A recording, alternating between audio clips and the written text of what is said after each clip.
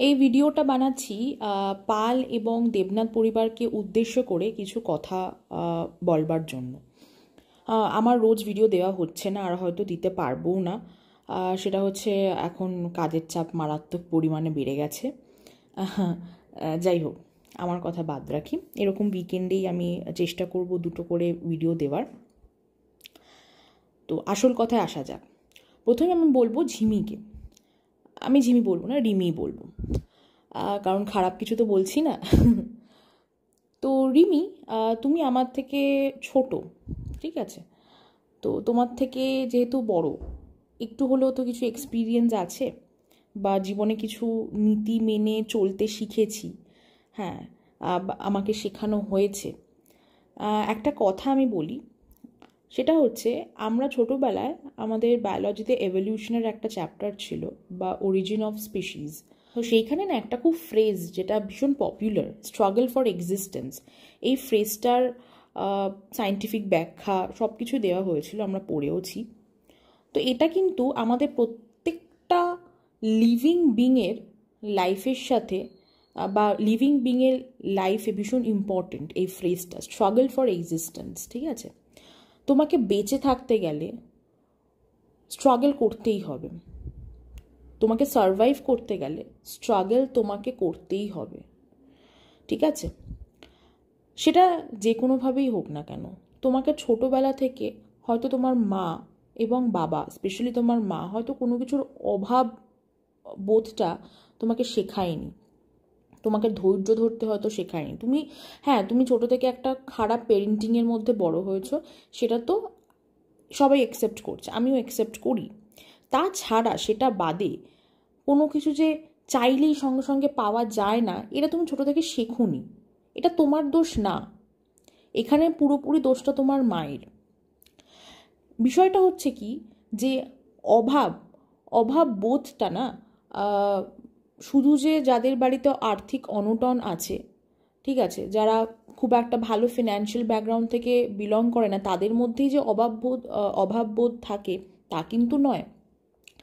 অনেক well to do ফ্যামিলির ছেলেমেয়েদেরকেও কিন্তু মানে যারা ধরো কিছু নীতি মেনে বাচ্চা মানুষ করে, ঠিক আছে, আর যাতে বাচ্চা মানুষের মতো মানুষ হয়, তাদেরকে কিন্তু অভাব বোধটা শেখানো হয়। তাদেরকে কিন্তু বলা হয় যে কিভাবে ধৈর্য ধরতে হবে। তুমি যা চাইবে চট করেই পেয়ে যাবে না, তার জন্য তোমাকে কিছু কর্ম করতে হবে।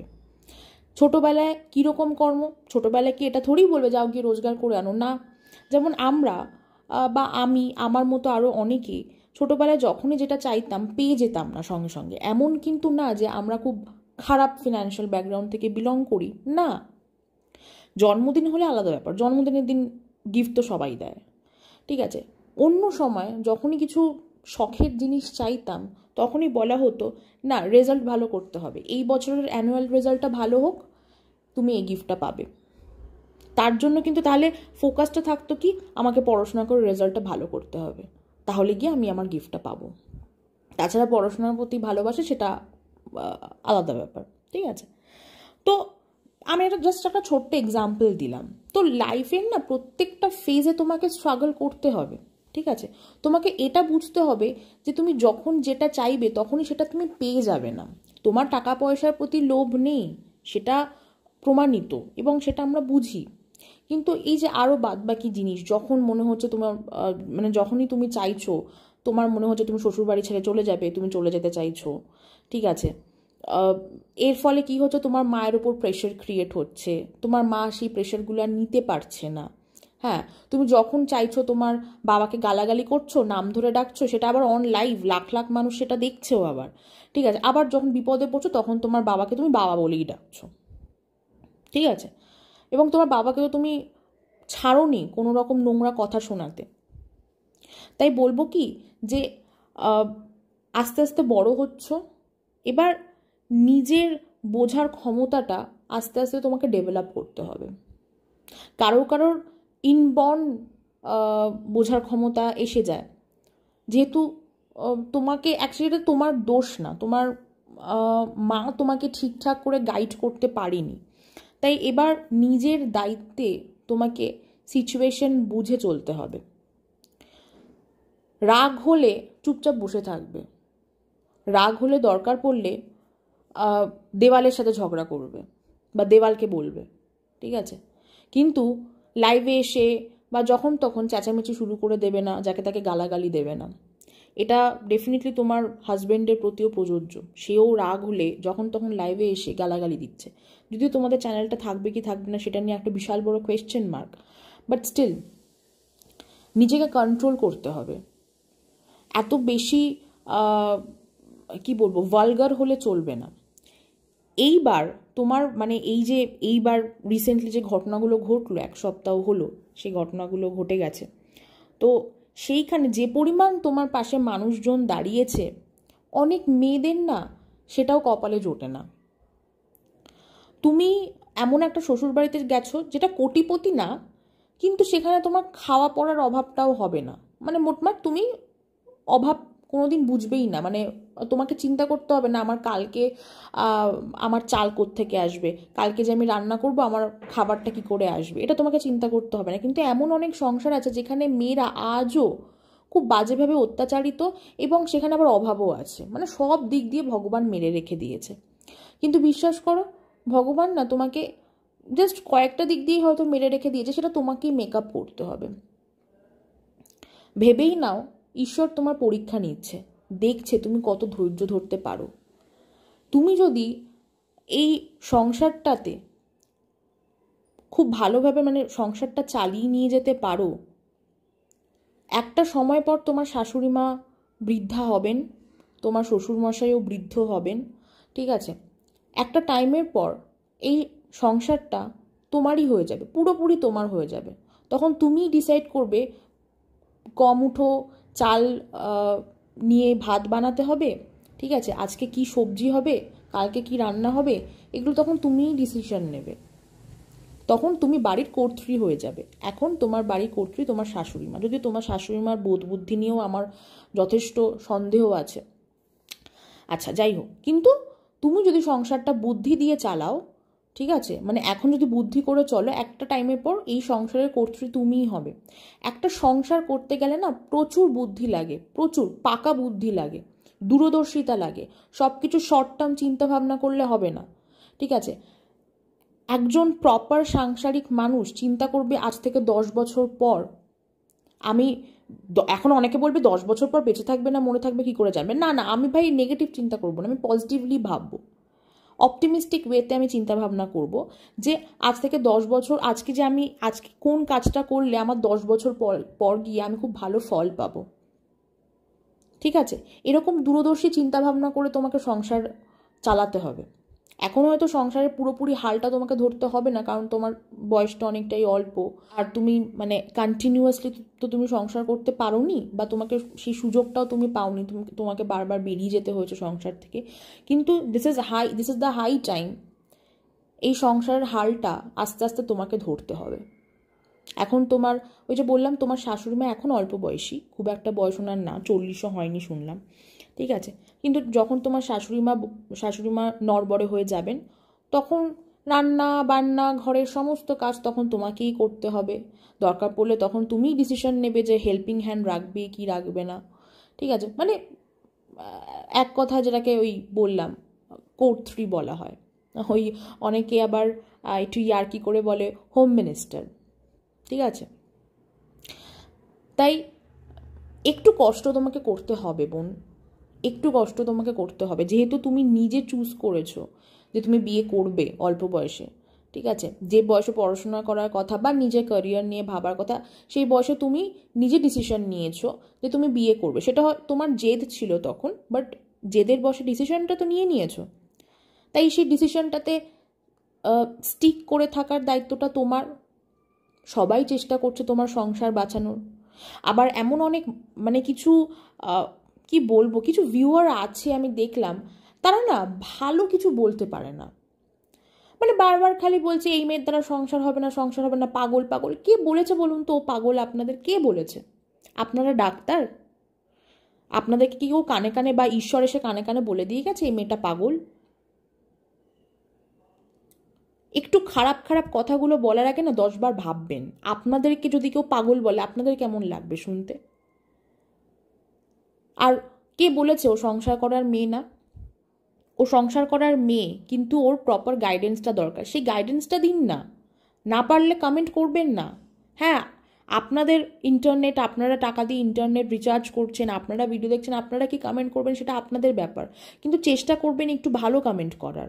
উল্টো পাল্টা কথা বলে, আরে ও তোর সমস্ত কিছু ছেড়ে শ্বশুরবাড়িতে এসছে, ওকে তো সেই স্পেসটা দিতে হবে। ওকে বোঝান না ভালো করে যে সংসারটা তোমার, তোমাকে সংসারটা করতে হবে।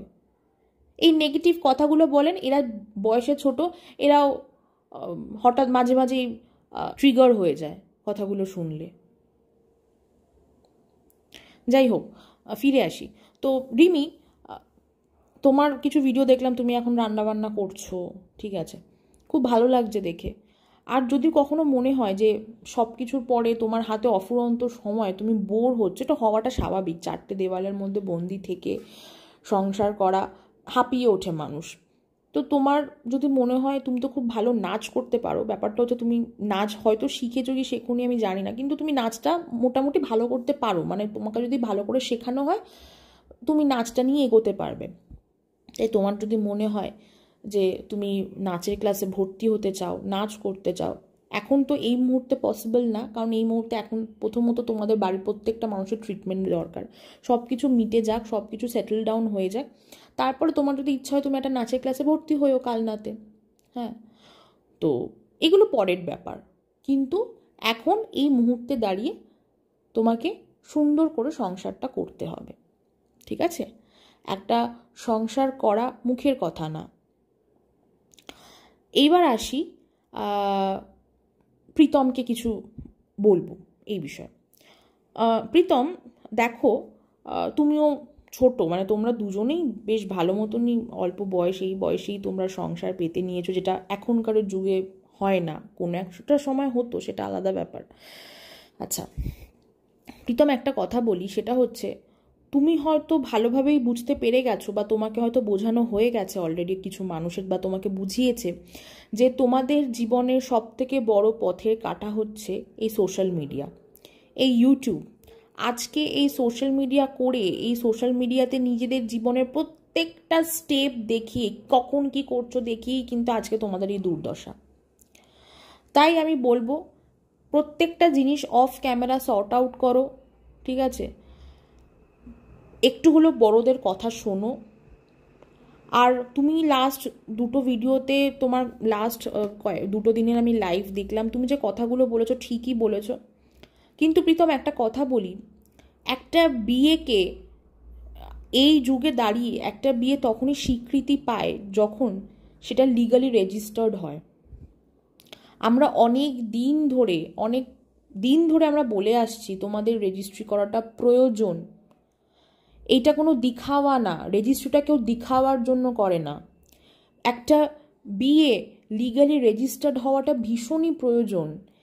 এটা আর কিছু না হোক, তোমার ওয়াইফেরই ভালো হবে, তোমারও ভালো হবে, তোমার ওয়াইফেরও ভালো হবে। একটা সংসার তোমরা পেতেছো, সেখানে তোমাদের কিছু দায়বদ্ধতা থাকে। শুধু জমি কিনে বাড়ি করলাম, ফ্ল্যাট করলাম, জিনিসপত্র কিনলাম, তত অবধি তো সীমাবদ্ধ নয়, ঠিক আছে? তোমাদের দুজনের, তোমাদের সবারই, you all are human being, ঠিক আছে? শরীর স্বাস্থ্য খারাপ হতে বাধ্য, শরীর থাকলে শরীর খারাপ হবেই, ঠিক আছে? সেক্ষেত্রে একটা হেলথ ইন্স্যুরেন্স করো, ঠিক আছে? তোমার অবর্তমানে, মানে তুমি বলবে এত অল্প বয়সে এত অবর্তমানের কথা কেন বলছি, অল্প বয়সেই প্ল্যানিং করতে হয়। ওই যে বললাম দূরদর্শিতা, রিমিকেও বললাম দূরদর্শিতা, তোমাকেও দূরদর্শী হতে হবে, ঠিক আছে? তোমার অবর্তমানে রিমির জীবন কিভাবে কাটবে সেটাও তোমাকে এখন থেকেই ভাবতে হবে, কারণ রোজগারটা তুমি এখন করছো, ঠিক আছে? তাই তার জন্য একটা টার্ম ইন্স্যুরেন্স করে রাখা, একটা হেলথ ইন্স্যুরেন্স করা, যাতে তোমাদের যখনই কোনো মেডিকেল এমার্জেন্সি আসবে যাতে তোমরা একটা ফিনান্সিয়াল ব্যাকআপ পাও। পুরোপুরি পাবে না, কিছুটা পাবে, সেটাও এনাফ, ঠিক আছে? একটা সংসার পাততে গেলে প্রচুর প্ল্যানিং প্লটিং করতে হয়। প্ল্যানিং প্লটিং শুধু এর পেছনে খোঁচা মারলাম, তার পেছনে খোঁচা মারলাম, এগুলোর জন্য প্ল্যানিং প্লটিং মানে এগুলোর জন্য যে শুধু প্ল্যানিং প্লটিং করা হয় তা না, নিজেদের লাইফটাকে ভালোভাবে স্মুথলি এগিয়ে নিয়ে যাওয়ার জন্য ভালো প্ল্যানিং প্রয়োজন। It can be anything, it can be family planning, it can be financial planning. অনেকেই বলছে বাচ্চা নেওয়ার কথা, না তোমরা বাচ্চা এখন নেবে না আমি জানি, ঠিক আছে, কারণ তোমরা নিজেরা আগে স্টেবল হও, তারপরে তোমরা বাচ্চা নেওয়ার কথা ভাববে। কারণ একটা বাচ্চাকে জীবনে আনলে প্রচুর খরচ, তাকে মানুষ করা, খাইয়ে পড়িয়ে তাকে ভালো একটা স্কুলে ভর্তি করা, তাই এখন তোমরা এগুলো ভাববে না, তোমরা নিজেরাই এখন বাচ্চা আছো।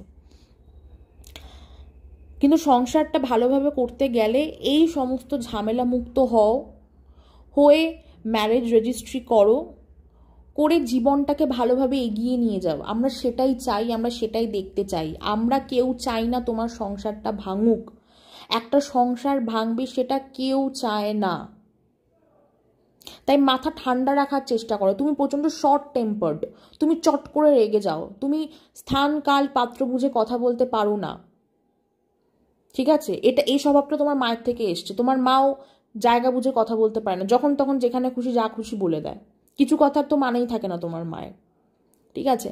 তাই নিজের টেম্পারটাকে কন্ট্রোল করার চেষ্টা করো। তুমি এবং রিমি দুইজনেই, তোমরা দুজনেই প্রচণ্ড শর্ট টেম্পার্ড। কোথায় কি বলতে হবে, কোথায় কাকে শাসন করতে হবে সেইটা বুঝতে শেখো।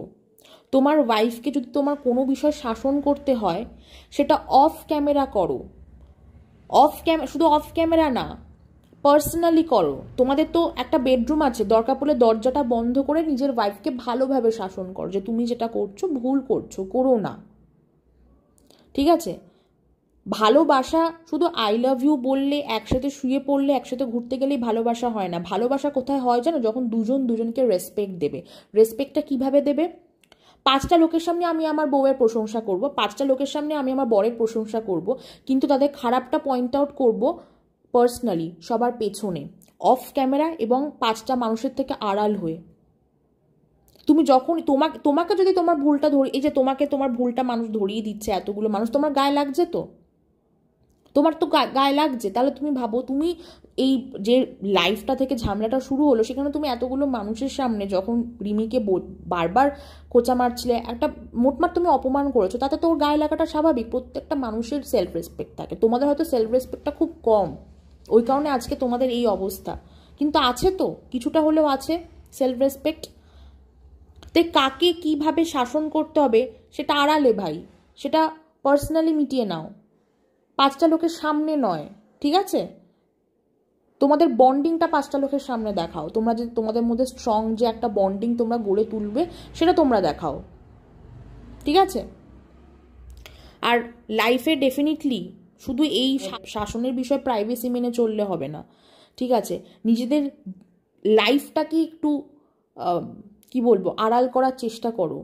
নিজেদের জীবনে প্রাইভেসি নামে শব্দটাকে ইন্ট্রোডিউস করাও। তোমাদের লাইফে প্রাইভেসি বলে সত্যিই কিছু নেই। জীবনটা শান্তিপূর্ণভাবে কাটাতে গেলে প্রাইভেসি প্রয়োজন, ঠিক আছে?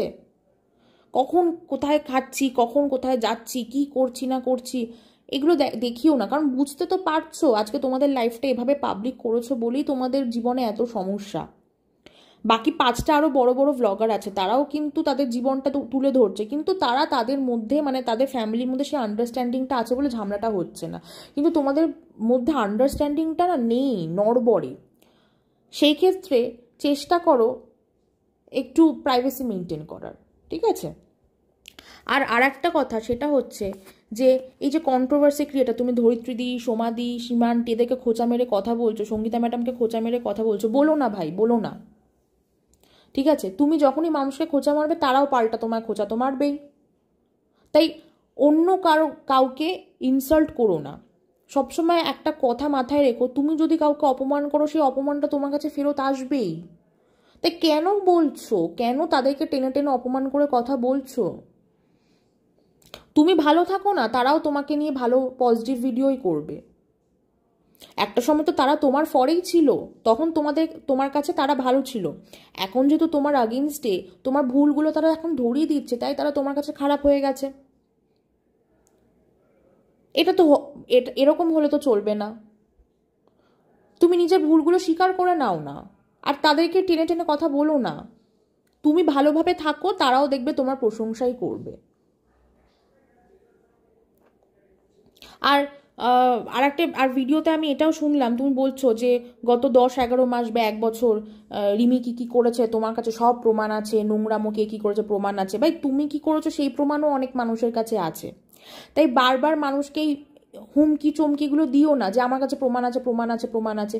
কেন করছো? তুমিও তো চাও না পুরনো কাসুন্দি ঘাটতে, তাহলে প্রমাণ প্রমাণ প্রমাণ প্রমাণ, আমার কাছে প্রমাণ আছে প্রমাণ আছে, এগুলো বলার দরকার নেই তো, কোনো দরকার নেই এগুলো বলার কাউকে।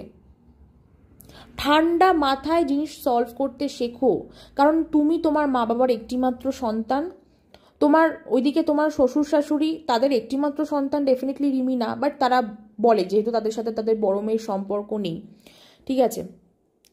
তাই তোমাকে তোমার মা বাবাকে দেখতে হবে, প্লাস তোমার শ্বশুর শাশুড়িকেও দেখতে হবে, রিমিকেও রিমির মা বাবাকে দেখতে হবে, প্লাস তার শ্বশুর শাশুড়িকে দেখতে হবে। একটা বাড়ির ছেলে মেয়ে, ঠিক আছে, আজকে আমার দায়িত্ব আমার মা বাবা শ্বশুর শাশুড়ি সবাইকে নিয়ে ভাবার দায়িত্ব আমার, শুধু আমার একার নয়, প্লাস আমার হাজবেন্ডেরও। তোমাদের দুজনের মধ্যে যখন একটা স্ট্রং বন্ড তৈরি হবে না, তখন দেখবে তোমরা খুব অনায়াসে ভালো ভালো ডিসিশন নিতে পারছো, তোমাদের মধ্যে ঝামেলাটা কম হবে। একটু আন্ডারস্ট্যান্ডিংটা আনার চেষ্টা করো। আন্ডারস্ট্যান্ডিং তখনই আসবে যখন প্রাইভেসি মেনটেন করবে। ভাই আমি এক কথা বারবার বলছি, প্রাইভেসিটা মেনটেন করো প্লিজ। চেষ্টা করো ইউটিউবের বাইরে কিছু করার। তুমি বললে তুমি চেষ্টা করছো তুমি ব্যবসা করবে, করো। ইউটিউবটা সারা জীবনের নয়, ঠিক আছে। আবার বলছি, শর্ট টার্ম চিন্তাভাবনা করো না, লং টার্ম চিন্তাভাবনা করো। ফিনান্সিয়ালের ক্ষেত্রে যখন আমরা ফিনান্সে মানে ইনভেস্ট করি টাকা পয়সা, সবসময় বলা হয় লং টার্ম ভাবতে। এখন মানুষ এফডি আরডি থেকে সরে এসে এসআইপি করছে, মিউচুয়াল ফান্ডে ইনভেস্ট করছে, স্টক শেয়ারে ইনভেস্ট করছে। তো যখন এই বিষয়গুলোতে ইনভেস্ট করা হয়, সবসময় বলাই হয় think long term investment. Minimum 5 থেকে 10 বছর ওয়েট করতে হবে তোমাকে একটা লামসাম মোটা অ্যামাউন্টের রিটার্ন পেতে গেলে। ইন রিয়েল লাইফেও তাই, তোমাকে ভালো কিছু পেতে গেলে ইউ নিড টু ওয়েট, মানে কয়েক মাসের ওয়েট না, বছরের পর বছর ওয়েট করতে হবে, তবে গিয়ে ভালো কিছু হবে লাইফে। তার জন্য সেই বীজটা আজকেই তোমাকে পুঁততে হবে, ঠিক আছে। তাই ধৈর্য ধরো, আর প্লিজ রেজিস্ট্রিটা করে নাও। ম্যারেজ রেজিস্ট্রি আজকে বললে কালকেই হয়ে যায় না, ইট টেক্স টাইম, ঠিক আছে। ডকুমেন্টেশন, ফর্ম ফিল আপ, হ্যানা ত্যানা অনেক কিছু থাকে, তারপরে গিয়ে তুমি ডেট পাবে। তাই আজকে বললে আজকে রেজিস্ট্রি হয়ে যাবে না। তাই এই তোমাদের পুরো বাড়ি, তুমি দরকার পড়লে তুমিও মেন্টাল হেলথের ট্রিটমেন্ট করাও, তোমারও মেন্টাল হেলথ বিগড়ে আছে, ঠিক আছে। শুধু রিমিটটা করালে হবে না, রিমিটটাও করাবে, তোমার ট্রিটমেন্টও করাবে, প্লাস মা বাবার ট্রিটমেন্টও করাবে। আগে নিজেদের শরীর স্বাস্থ্য ঠিক করো, take your own time, settle down করো, তারপরে ম্যারেজ রেজিস্ট্রিটা করে নাও, আমরা দেখতে চাই, ঠিক আছে। আর কাউকে খোঁচা মেরে কোনো কথা বলো না, ওই কোন ম্যাডাম, কোন হ্যাঙ্গিং হাতি, কে দুর্গাপুর থেকে এসেছে, ওই একজন আছে যার সে তার ছেলে বউকে অত্যাচার করে তাড়িয়ে দিচ্ছে। তুমি তো দেখতে যাওনি, দেখতে গেছো কি? তোমরা তোমাদের লাইফটা তুলে এনে ধরেছো, তাই মানুষ তোমাদেরকে নিয়ে বলে, কিন্তু তুমি তো তাদেরটা পার্সোনালটা দেখতে যাওনি, তাহলে কেন বলছো? করো না এরকম ভাই। তোমার নিজের ঘরটা কাচের, তাই অন্যের ঘরে ঢিল ছুঁড়ো না, ঠিক আছে। যার নিজের ঘর কাচের হয় সে অন্যের ঘরে কখনো ঢিল ছোড়ে না, তাহলে তার ঘরেও কেউ ঢিল ছুঁড়ে কাচের ঘরটা ভেঙে দেবে। নিজের জীবনটাকে আস্তে আস্তে গুছিয়ে নাও, নিজের ভুলগুলোকে রিয়েলাইজ করো, ঠিক আছে। কি কি ভুল করেছো সেইগুলোকে রিয়েলাইজ করে সংশোধন করে নাও। সমস্যাটা কি জানো তো, আমরা প্রত্যেকটা মানুষ জীবনে ভুল করি, কিন্তু আমরা যে ভুলগুলো করি সেগুলোর আমরা কোনো রেকর্ড রাখি না, সেগুলো আমাদের স্মৃতিতে থেকে যায়, ঠিক আছে। আমরা পরে গিয়ে না হাসি, মানে ছোটোবেলায় যে ভুলগুলো করেছিলাম এখন না এসে হাসি যে বাবা ওই সময় এরকম করেছিলাম, বাবা এরকম হাসি পায়। তোমাদেরও হাসি পাবে, আর কয়েক বছর পর তোমরাও যে ভুলগুলো করেছো তোমাদের হাসি পাবে, ঠিক আছে, নিজেদের ওপর একটু লজ্জা হবে। কিন্তু বিষয়টা কি, তোমরা সেগুলো রেকর্ড রেখে দিয়েছো, ভিডিও করে রেখে দিয়েছো, ভিডিওগুলো ডিলিট করো। আমি জানি কিছু প্রমোশনাল ভিডিও তুমি করেছিলে ওই মেয়েটির সাথে, সেগুলো ডিলিট করাটা একটু ইম্পসিবল, কারণ তুমি ব্র্যান্ডের থেকে টাকা নিয়েছো বা তুমি বার্টার সিস্টেমে কাজগুলো করেছো, ঠিক আছে। সেগুলো তুমি দেখো তুমি সেগুলো কি করবে, কিন্তু তাই বলে এটা বলো না যে সবকটা ভিডিও প্রমোশনাল। ভাই আর কিছু হোক না হোক, তোমাদের যে সকল ভিউয়ার ইনক্লুডিং মি, ঠিক আছে, যারা আমরা অ্যাডভার্টাইজিং ইন্ডাস্ট্রি থেকে বিলং করি আমরা কিন্তু জানি, আমি কিন্তু রীতিমতো ইনফ্লুয়েন্সার মার্কেটিংয়ের ওপর বিস্তর কাজ করি, মানে this is not fully not my profession, but আমার একটা সেগমেন্ট আছে, ঠিক আছে, তাই আমি জানি। ওই কারণে তুমি ওই মেয়েটার সাথে যেসব ব্লগগুলো করেছো, যেখানে যেখানে গেছো, যা কিছু করেছো সেগুলো প্রাইভেট করে দাও ভিডিওগুলো। এগুলোও কিন্তু রিমির ওপর এফেক্ট পড়ছে। রিমিকে যতই তুমি ডাক্তার দেখাও না কেন, যতদিন না তুমি ওই ভিডিও প্রাইভেট করছো, রিমি কিন্তু শান্তিতে থাকতে পারবে না। কারণ তোমার চ্যানেলটা খুললেই ওই মেয়েটার সাথে তোমার ভিডিওগুলো আসে, যেহেতু ভিউজ প্রচুর আছে, ঠিক আছে, তাই ভিডিওগুলো প্রাইভেট করে দাও ভাই। তার ভিডিওগুলো প্রাইভেট করার জন্য কারোর কাছে কোনো কন্ডিশন রেখো না, ওটা তোমার দায়িত্ব, তোমার ওয়াইফের জন্য তোমাকে করতে হবে। যেমন ফোনে ব্যাক কভার চেঞ্জ করেছো, ঘরের পুতুল গিফট হ্যানা ত্যানা ফেলে দেবে বলেছো, ভিডিওগুলো প্রাইভেট করে দাও প্লিজ। বারবার বলছি, সংসারটাকে ভালো করে রাখার দায়িত্ব তোমার এবং রিমির। তোমাকে কিন্তু বুঝে চলতে হবে, ঠিক আছে। আর রিমিকে একটা কথা আমি বলতে ভুলে গেছিলাম, রিমি তুমি তোমার মায়ের কার্বন কপি, এটা আমি বারবার বলি, ঠিক আছে, কিন্তু তোমার মা জীবনে যে ভুলগুলো করেছে, আমি বুদ্ধিমতী, আসলে তোমার মায়ের মাথায় কোনো বুদ্ধি নেই, ঠিক আছে, কিন্তু উনি ভাবেন উনি বুদ্ধিমতী, উনি খুব চালাক, তাই নিজে যখন যেটা ভেবেছে সেটাই করেছে। তুমি কিন্তু তোমার মায়ের মতো হয়েও না, তোমার মাকে দেখে শেখো, তোমার মা জীবনে কি কি ভুলগুলো করেছে সেখান থেকে শেখো, লেসন লার্ন করো, করে নিজের জীবনে অ্যাপ্লাই করো। ওই ভুলগুলো তুমি তোমার লাইফে রিপিট করো না, নাহলে তোমার মার লাইফ যেমন এখন ঝন্ড হয়ে আছে, তোমার লাইফটা ওরকম ঝন্ড হয়ে যাবে, ঠিক আছে। তাই মায়ের মতো হওয়ার চেষ্টা একদম করবে না। মায়ের থেকে রান্না শেখো, বাকি কিছু শিখতে হবে না মায়ের থেকে, ঠিক আছে। তোমার মায়ের লাইফে হাজারটা ভুল, নিজের দোষে ভুলগুলো করেছে, তখন নিজের দোষে ভুল করে অন্যের ঘাড়ে দোষ দিচ্ছে, এর জন্য করেছে, ওর জন্য করেছি। ভাই নিজে একটা মানুষ, নিজের ইচ্ছা না থাকলে কেউ করাতে পারে? তাই মায়ের ভুলগুলো থেকে শেখো। তোমার মায়ের জীবনে অনেক ভুল, প্রত্যেকটা ভুল থেকে শেখো, আর সেই ভুলগুলো নিজের লাইফে একদম করবে না। শুধু রান্না শিখবে মায়ের থেকে, শুধু রান্না। আচ্ছা, এইবার আসি চিঙ্কি চিঙ্কি ম্যাডাম একটা কথা বলি, আপনার এই ভিডিও করা লাইভ করা কবে থামবে? আমি একটা হোয়াটসঅ্যাপ স্টেটাস দেখলাম, আপনি আমার কন্ট্যাক্টে নেই, দেখলাম শুনলাম, সেখানে আপনি বলছেন আপনার ফোন বন্ধ থাকবে। তা ফোন বন্ধ আছে, লাইভ ভিডিও এগুলো কেন বন্ধ নেই? কতবার বলা হয়েছে, আপনার যদি বোর লাগে, আপনার যদি মনে হয় দম বন্ধ হয়ে আসছে, রাস্তায় একটু ঘুরে আসুন, যান রাস্তায় ঘুরে আসুন, কেনাকাটা করে আসুন, একা একাই কোনো রেস্টুরেন্টে গিয়ে খেয়ে আসুন, যান, আপনার তো অনেক টাকা হয়েছে, ঠিক আছে। আপনার শরীর ভালো নেই, সবই বুঝতে পারছি, আজকে এই শরীর ভালো নেই, যা কিছু হচ্ছে আপনার সাথে আপনার ভুলের জন্য হচ্ছে, বুঝতে পারছেন কি? তাই ভিডিওটা একটু বন্ধ রাখুন, সাইডে সরিয়ে রাখুন।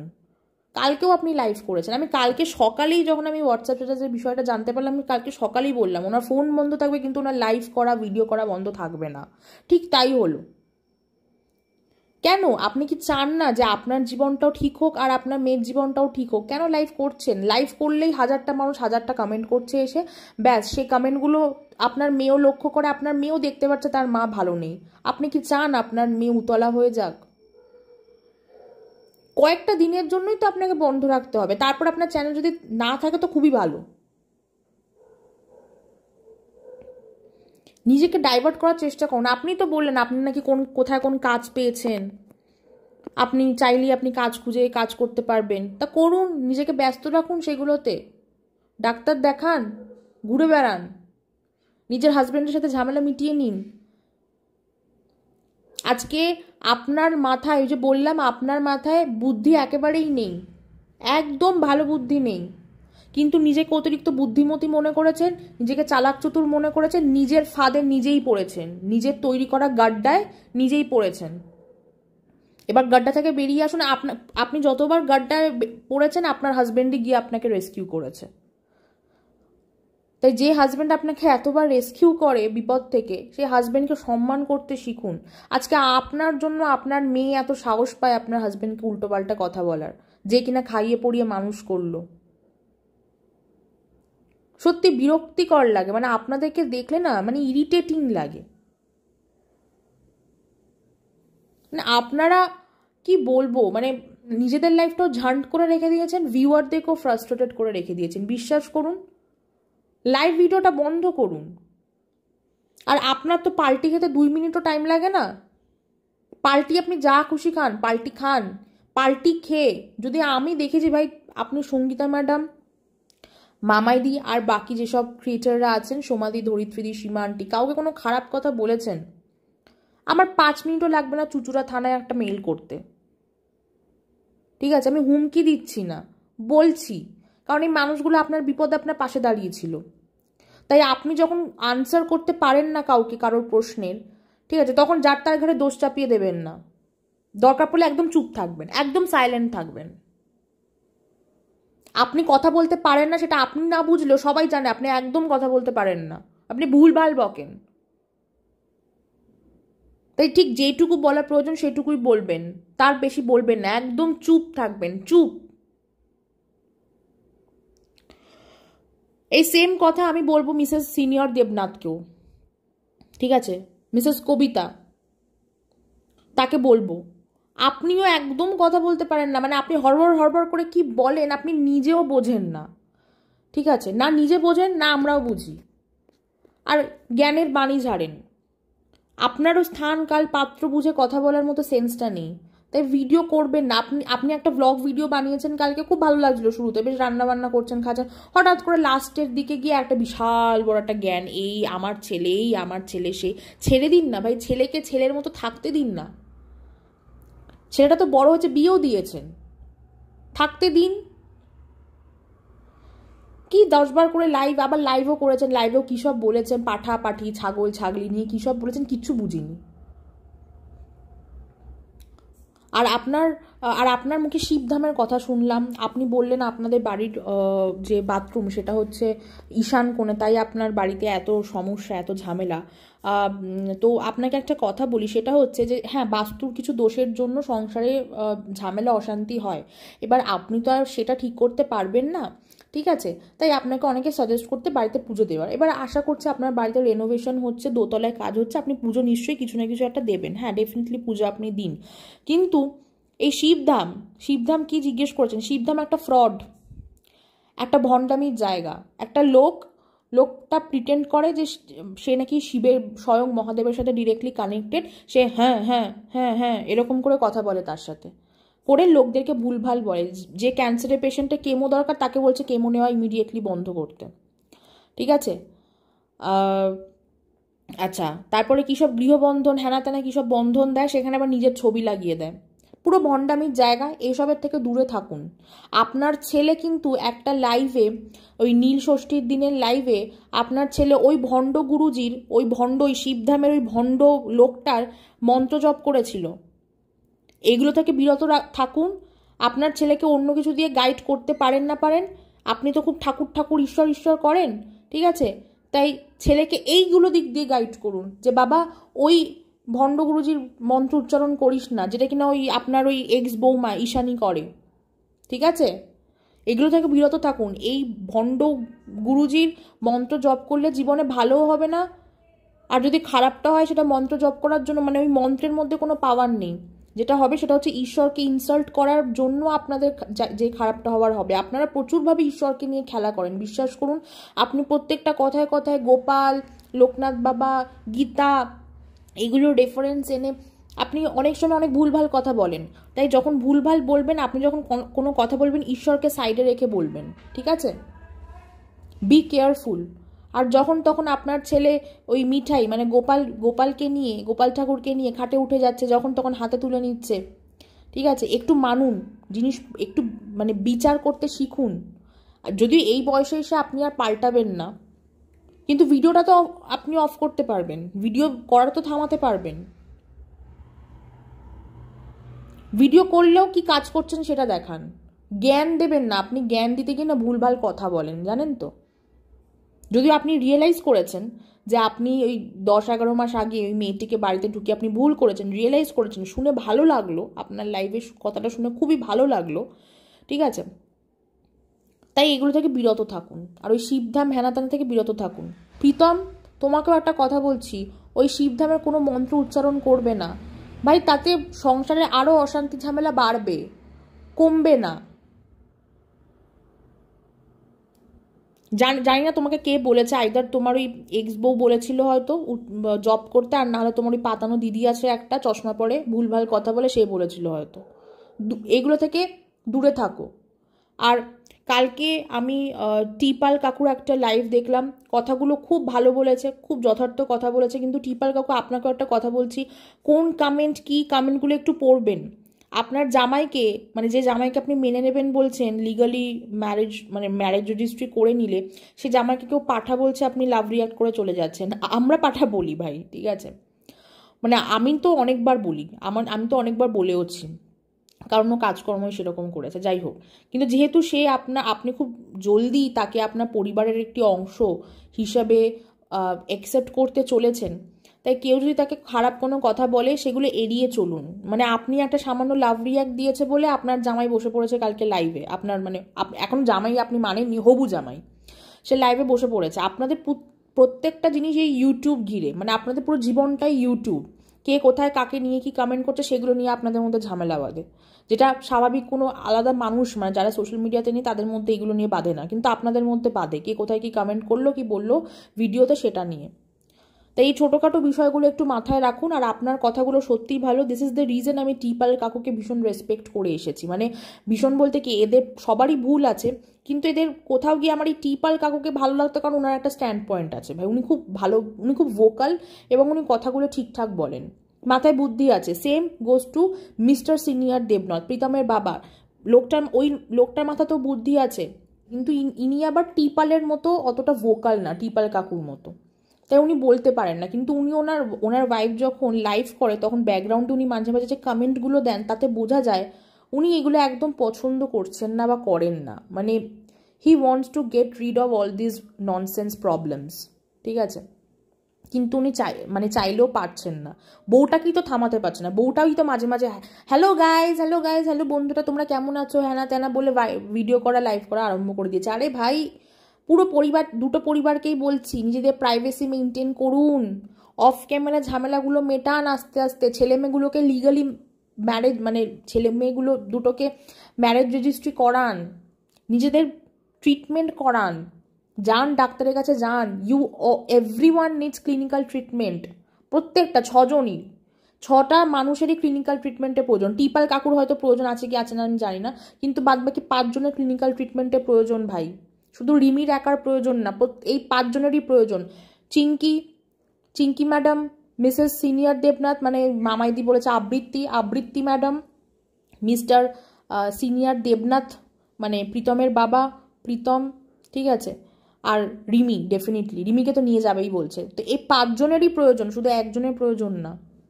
ক্লিনিক্যাল ট্রিটমেন্ট করান, একটু সেটেল ডাউন করুন, অন ক্যামেরায় কিচ্ছু দেখাতে হবে না, নিজেদের প্রাইভেসি মেনটেন করুন, ঠিক আছে, সেটেল ডাউন হয়ে গেলে ম্যারেজ রেজিস্ট্রিটা করাও, আমরা দেখতে চাই তোমরা ম্যারেজ রেজিস্ট্রি করেছো, তোমরা সুখে সংসার করছো, আমরা দেখতে চাই, আমরা চাই না এই সংসারটা ভাঙুক।